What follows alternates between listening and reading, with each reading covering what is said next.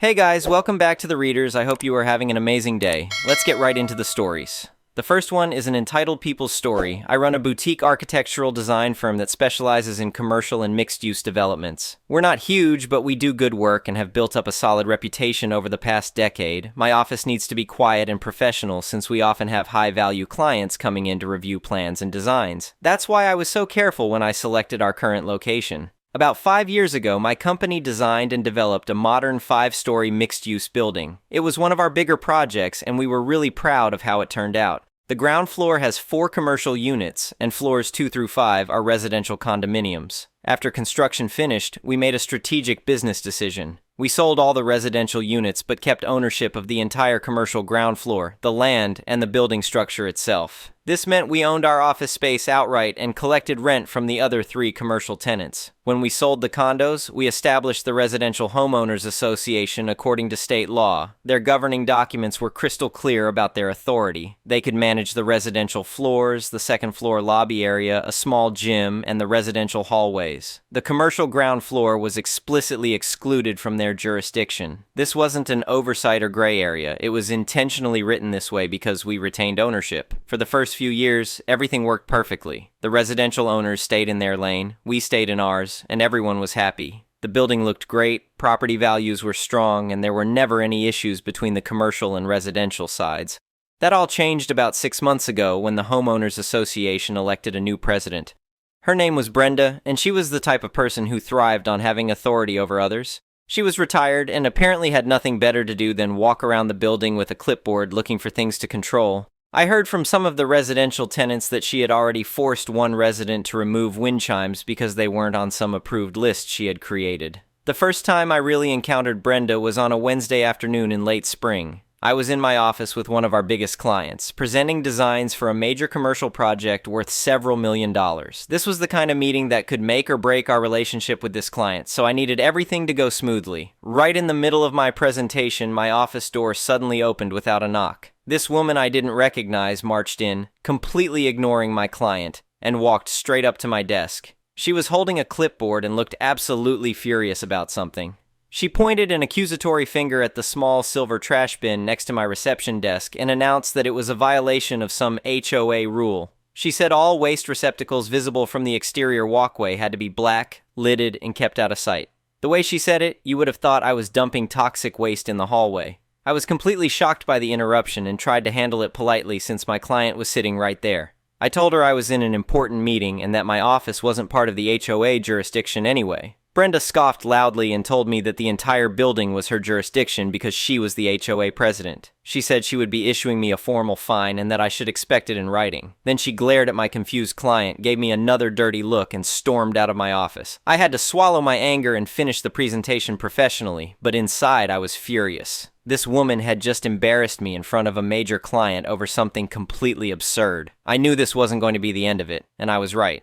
2 days later, I arrived at my office to find an official-looking envelope taped to my door. It was from the Homeowners Association, and when I opened it, I couldn't believe what I was reading. It was a formal violation notice with a $250 fine for the non-compliant trash receptacle and another $150 fine for unapproved potted plants, referring to the small snake plants I had in my office window. The letter stated that I had 7 days to pay the fines and fix the violations, or they would impose additional penalties and potentially place a lien on the property. Reading this, I realized Brenda wasn't just being petty. This was a deliberate power play. She was trying to establish dominance and show that she could control every aspect of the building, including areas where she had no authority. I decided it was time to address this situation directly. I looked up when the next monthly HOA meeting was scheduled and marked it on my calendar. I wasn't going to let this slide, but I wanted to handle it the right way. The meeting was held 2 weeks later in the small common room on the second floor. About 20 residents showed up, which was typical for these meetings. Brenda was running the show with obvious enthusiasm, going through various building matters and rule updates she had implemented. When she opened the floor for general discussion, I stood up. I introduced myself as the owner of the office in Suite 101 and mentioned that I had received some correspondence from the HOA that I wanted to discuss. Brenda immediately got that smug look on her face, like she was ready for a fight and looking forward to it. I calmly read the violation notice aloud to everyone in the room, including the fines and threats about liens. Some of the residents looked surprised, probably because they had never heard of the HOA trying to regulate the commercial spaces before. Before I could continue, Brenda cut me off and declared that the rules were the rules and that I wasn't exempt from following them just because I thought I was special. That's when I dropped the big reveal. I paused, looked around the room at all the residents, and explained that while she was right about rules being rules, I was confused about why she was trying to enforce residential rules on my commercial property.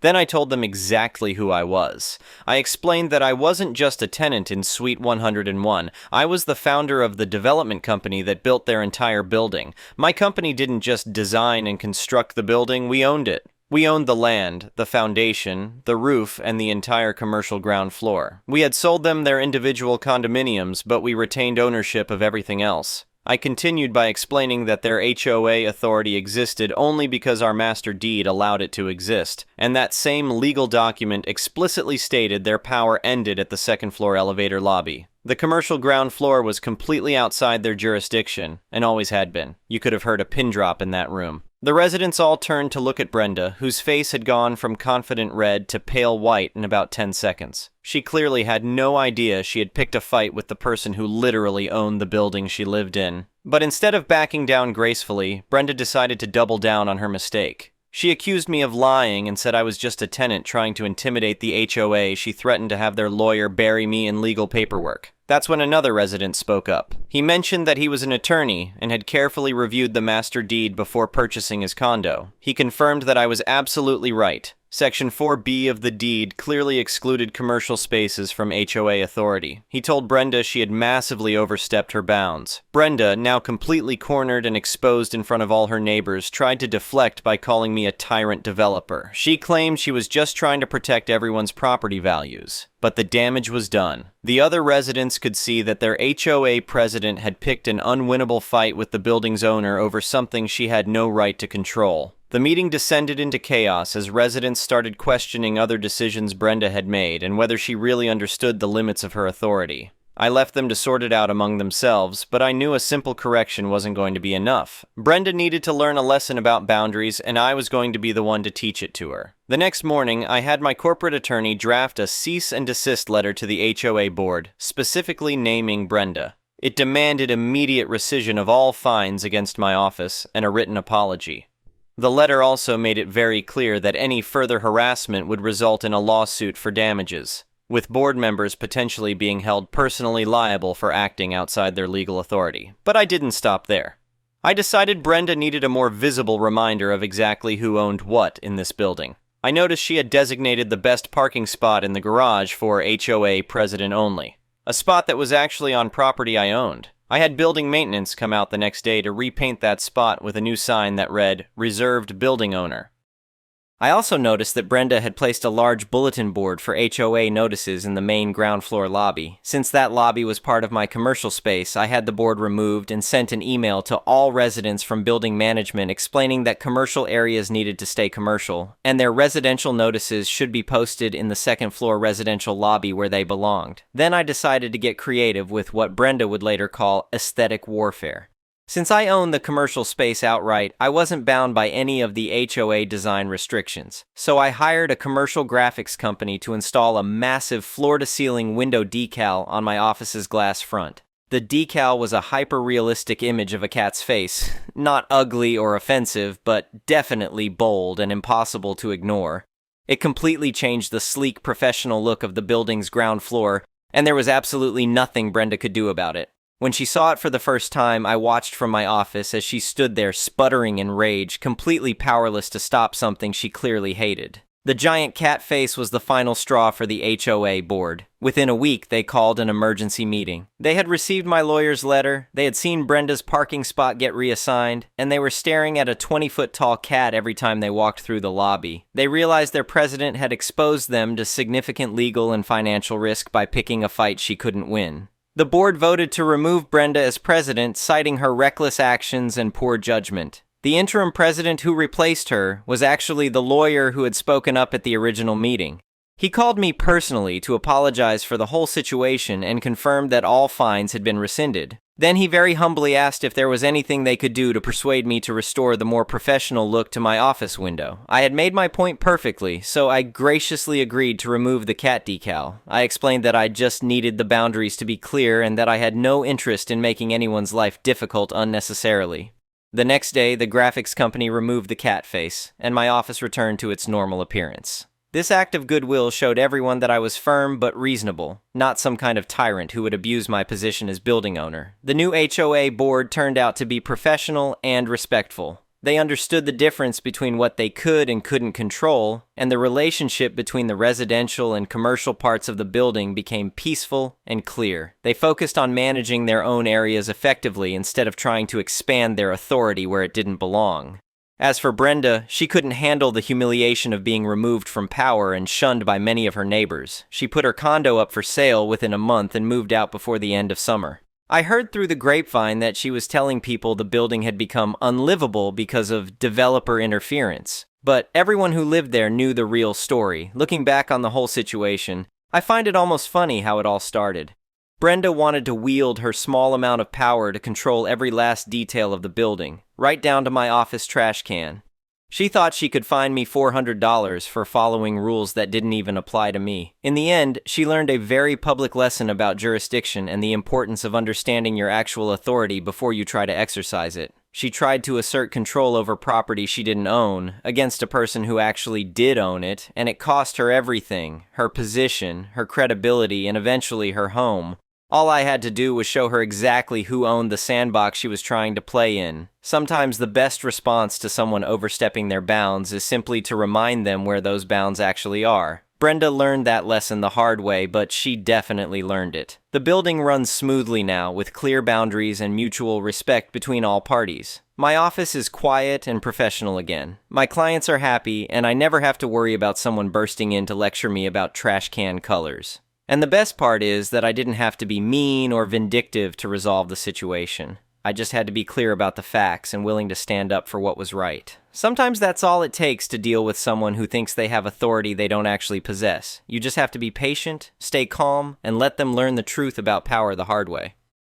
Update: 6 months later, I thought that would be the end of the story, but Reddit convinced me to post an update because some interesting things have happened since then. First, about Brenda's departure. Turns out she didn't just quietly move away like I originally thought. One of my residential tenants filled me in on what really happened after she left. Apparently, Brenda tried to sell her condo as a for sale by owner to avoid paying realtor fees. She was asking way above market value and telling potential buyers that the building had management problems and an uncooperative developer. Word got back to some of the other condo owners and they were furious. Her bad-mouthing the building was potentially hurting everyone's property values. The new HOA board actually considered legal action against her for making false statements that could damage the building's reputation and their investments. She eventually had to hire a real estate agent and drop her asking price significantly just to get anyone interested. I heard she lost about $30,000 compared to what similar units in the building were selling for, partly because she waited too long and partly because of the reputation damage she created for herself. But here's the kicker. She apparently tried to file complaints about me with the city's commercial licensing department. She claimed I was operating outside my permits and that my office was somehow a nuisance business. The inspector who came out to investigate was actually someone I knew from previous projects. He told me that Brenda had called multiple times insisting that my architectural firm was violating zoning laws by operating in a mixed-use building. Of course, when he explained that architectural offices are specifically allowed in mixed-use commercial spaces and that all my permits were in perfect order, she started claiming I was getting special treatment because I owned the building. The inspector ended up documenting her harassment complaints as frivolous, and told me that if she kept calling with baseless accusations, the city would start billing her for wasted inspection time. Apparently that shut her up pretty quickly. Now for the really satisfying part. About 4 months after Brenda moved out, I got a call from someone claiming to be her lawyer. This attorney wanted to discuss a potential lawsuit against me for abuse of power as a landlord and creating a hostile living environment. I forwarded the call to my corporate attorney, who was thrilled to handle it. My lawyer called me back an hour later, laughing. Turns out this wasn't even a real attorney. It was Brenda's nephew who had just passed the bar exam and was doing family law in another state. He had no experience with property law and apparently didn't understand that I wasn't actually Brenda's landlord since she owned her condo. My attorney sent him a very educational letter explaining the legal realities of the situation, along with copies of all our documentation. He also mentioned that any frivolous lawsuit would result in us seeking attorney fees and sanctions. We never heard from them again. But the best part of this update is what happened with the HOA itself. The new board turned out to be fantastic. They're professional, they understand their role, and they actually made the building a better place to live. They implemented a proper maintenance schedule for common areas, organized social events that brought residents together, and even negotiated group discounts for things like internet and cable TV. Property values in the building have gone up significantly, and units are selling faster than comparable properties in the area. The new HOA president, the lawyer who originally supported me, approached me about 6 months after taking over. He asked if I'd be interested in working with them on some building improvements that would benefit everyone. They wanted to upgrade the main lobby area and improve the exterior landscaping. Since these improvements would increase the value of my commercial space too, I agreed to partner with them on the project. We split the costs fairly, and I provided the architectural design services at cost. The lobby renovation turned out beautifully, and the building now looks even more upscale than when it was first built. One of the funniest developments was when I ran into one of Brenda's former neighbors at a coffee shop downtown. She recognized me and came over to thank me for how I handled the situation. She said that under Brenda's leadership, people were afraid to make any changes to their units or even hang decorations in the hallways because she might find something to complain about. She told me that the building feels like a real community now, instead of a place where everyone walks on eggshells. Residents actually talk to each other in the elevators instead of staring at their phones. And people are proud to tell friends where they live instead of making excuses about their crazy HOA. Another resident mentioned that their adult daughter was looking for a place to buy, and they were actively encouraging her to look at units in our building. That's exactly the opposite of what was happening under Brenda's reign, when people were warning their friends to stay away. The commercial side of the building is thriving too. All 3 of my commercial tenants renewed their leases early because they love the stable, professional environment. One of them even expanded into a larger unit when it became available. The building has a waiting list for commercial space now, which never happened before. I also want to address something that came up in the comments on my original post. A few people suggested that I was being petty or vindictive with the cat window decal. I want to clarify that the decal was up for exactly 1 week. Just long enough to make my point about property ownership and authority. Some people thought I should have just ignored Brenda's violations and fines entirely instead of making a big deal about it. But here's the thing.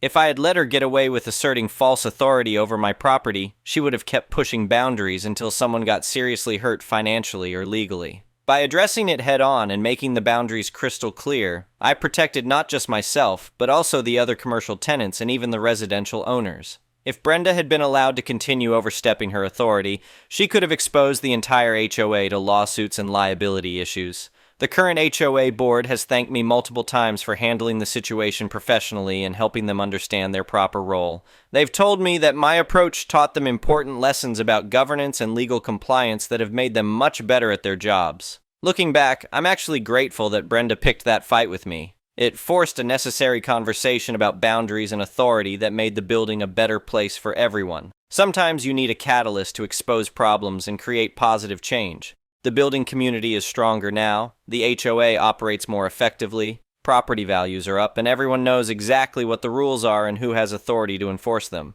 That's a much better outcome than just letting problems fester under the surface. And yes, my office trash can is still silver and still sits exactly where I want it to be. Some things never change, and that's perfectly fine with me. The next one is a pro-revenge story. I work in an office with a guy I'll call Seth. Seth is that coworker everyone knows. Lazy, always passing his work onto someone else, and somehow always getting away with it. He'll sit around on his phone or go to the bathroom every 10 minutes. He's the kind of guy who will show up late, make some lame excuse about traffic, and then disappear for lunch for 2 hours. For the past 6 months, Seth's favorite target has been me. He'll send emails asking if I can help out with a project, but what he really means is do all the work while I take the credit. I complained to my boss a couple of times, but somehow Seth always managed to weasel his way out of trouble. The final straw came when he passed off a major report that was due to a client in 2 days, dumping it on me last minute. One day I casually asked him if he was good with Excel, and he admitted he didn't know much about it. Perfect. The next time Seth tried to dump a bunch of spreadsheets on me to organize for his next report, I agreed, but this time I embedded a series of hidden formulas into the documents.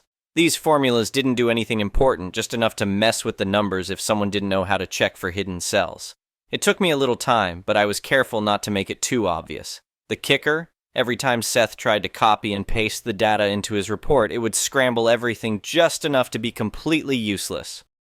On the day the report was due, Seth slacked off like usual, assuming I had handled it like always. When the client called, furious because the report was filled with nonsense numbers, Seth panicked. He rushed to fix it, but every time he tried to fix one part of the report, something else would break. He came to me, frantic, and asked for help. I acted confused and said, "Oh, I don't know what happened. Maybe it's a glitch?" I gave him some vague advice and watched as he spent the entire day trying to salvage his mess. Our boss found out, and for once, Seth couldn't talk his way out of it. He got lambasted for screwing up such an important project and was put on temporary leave without pay. I guess he'll be doing his own work from now on. The next one is a malicious compliance story.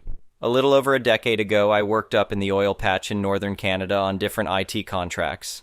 The current contract I was on was maintaining virtual meeting rooms. The oil company had decided that if you didn't need to be on site, they would move your job south and pay you 25 to 50% less. When you needed to meet with people on site, you'd book a meeting and all is golden. The IT company I was with was amazing, but they lost the contract to an international IT company, A, servicing oil company B. I was one of the fortunate few that got a job with IT company A, which was so unbelievably stupid.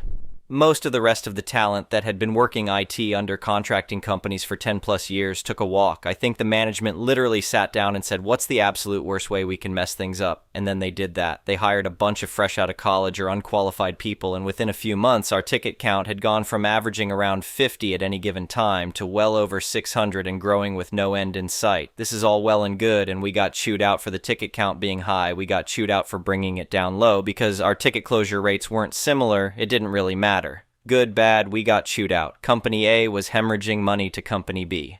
Like every ticket outside of the allowed failures that was a failure and not resolved was a fine, and there were multiple sites. Basically, IT company A ended up paying oil company B to do IT for them. Most salaried oil company employee who had computer problems took weeks or months to get problems solved, but they were salaried, and it didn't affect oil coming out of the ground, so it didn't matter. Except for the meeting rooms. Managers couldn't have virtual meetings with staff, things were getting delayed, and it was going to affect oil coming out of the ground, so it was a problem. The 12 of us working there were given full-time work and 6 vehicles. The supervisor took one for himself for driving to and from town and wouldn't let anyone use it during the day, so that left 5 vehicles. It used to be that we were dedicated to a specific type of work, but now everyone did everything, and we were expected to just check the meeting rooms as we drove by or if we had a ticket in that building, so all the meeting room maintenance was just not being done, and the new guys that would get a ticket to facilitate a virtual meeting of the vice presidents, directors, etc. of the oil company would just not show up and the meeting would fail. During this time, I had been loudly and constantly complaining about our inability to check meeting rooms in buildings that we don't have tickets for when we don't have a vehicle to get there anyways. A coworker told me that one of IT company A's managers had come north to review the situation, was at lunch, saw one of my emails, said, "I'm not reading that," tossed down his phone and ate his lunch. So I just gave up, gave in, and did what I was told. I had been busting my ass to keep everything working for all the execs of oil company B for months, and it was time to cue malicious compliance. There was a building in town with meeting rooms. Our building on site was around 45 minutes north. Every morning, rather than being on site and working at 7, I would be at the town building at 8, checking a meeting room, stocking it with supplies, and fixing problems. Except I wasn't because it was in use and I couldn't get in. So I would drive north and get to our building around 9 and start my day, do a few tickets, be one of the only ones that the oil execs saw that could actually make meetings run successfully, and then leave at 2 to go check a meeting room I couldn't get into, and then go home. This lasted about a month before the oil execs called in my supervisor, manager, and manager's manager and said something along the lines of, "Put I_identify as Astartes on doing just meeting rooms and meetings." I got called into a meeting with my supervisor. Most of my other work was taken away. I was given my own vehicle, and I was told to check all the meeting rooms every week, a 4-person job, and to take care of all of the exec meetings. I told my supervisor that it wasn't physically possible for me to be in 3 or 4 places at once to check all the meeting rooms. He didn't care. He didn't care how I did it, just get it done. So I got it done. Every time we checked a meeting room, we had to scan a QR code with a company phone that we would then export into Excel and submit as the rooms we checked. Every minute of every day, I clicked the scan button and scanned nothing. At the end of the week, I would export to Excel, then get the list of all the room codes, randomize them, paste them in, save, and submit. Click, I'm in town checking a room. 1 minute later, click, I'm 30 kilometers north. 1 minute later, click, I'm 70 kilometers across the river, etc. I breezed through rest of my stay there, attending exec meetings and keeping them happy, starting late and ending early, with my own dedicate vehicle. I applied for a new job, was approved, and just had to wait on the background check. My start date was given at about 6 months out and I was set. I planned a 3-week vacation at IT Company A, months in advance, and then on my last day before vacation, I handed in my 3 weeks notice and left. I had made some good friends there. I kept getting invited to the social events for some time, and my understanding from the new people is that they ended up hiring more people, had put 4 people on meeting rooms, and still couldn't get the work done because no one ever bothered to learn it. Eventually, the IT company lost the contract. The next one is an entitled people story. I live in a first-floor apartment directly above the parking lot. One of my neighbors regularly pulls into her spot, parks, and just sits there with the radio blaring or on speakerphone having full-volume conversations. It's so loud I can make out what the person on the other end is saying from inside. This happens often enough that I know the sound immediately. Last night, around 10 p.m., I was trying to listen to a podcast and make dinner. I heard the noise and was already frustrated and hungry, so I stepped outside and sternly said, "Can you please turn down the radio? I can hear it from inside my apartment." I tried to say this in my most stern, calm voice, trying to be clear that I was not angry, just annoyed. That was apparently enough to set her off. She immediately got out of the car looking absolutely livid that I had the audacity to say something. Before I could even process it, she started yelling at me, accusing me of being disrespectful and starting something. Then it got surreal. Out of nowhere, she claimed I had, hypothetically, thunked her forehead, which made 0 sense. I was on a balcony above her. She kept ranting over me, and when I tried to explain I wasn't trying to start a fight, she interrupted me with, "You're a racist," just flat out accused me. I was stunned. I hadn't said anything remotely racial. I was just asking her to turn down her music. Trying to clarify, I said, "I know where you park. Your car's the one I hear all the time," meaning this isn't a one-time thing and I wasn't confusing her with someone else. She took that as a threat and snapped back, "Well, I know where you live."